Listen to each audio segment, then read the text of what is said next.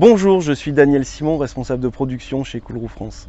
Dans cette vidéo, je vais vous parler du nettoyage du toit, qui est une opération préalable à l'application de notre revêtement.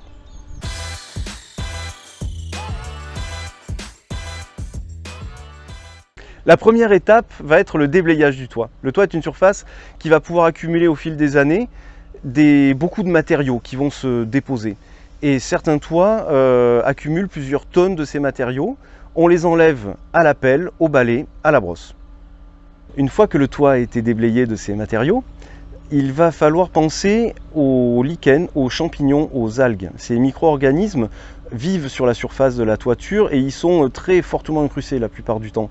Pour aider à leur nettoyage, on va se servir de produits anticryptogamiques type fongicides à large spectre, si possible biodégradables.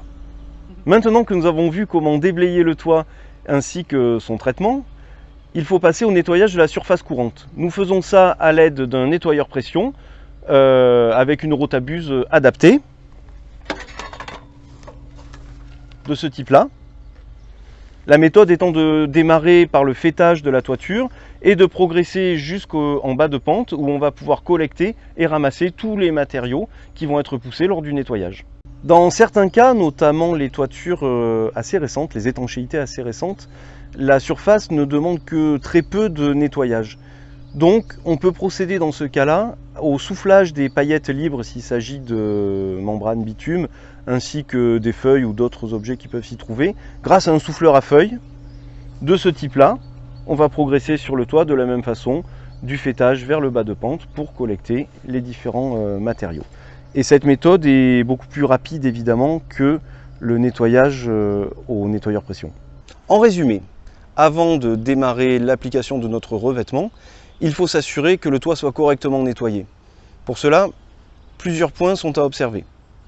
Premièrement, que les zones d'amas de paillettes soient bien dégagées, soient bien nettoyées. Il s'agit des rebords autour des skydomes, des rebords de toiture. Ensuite, que la surface courante du toit soit bien nettoyée aussi, avec tous les matériaux descendus dans les rives. La rive, c'est le dernier mètre en bas de la pente du toit, et on ne la traitera pas, car c'est une zone d'accumulation de déchets.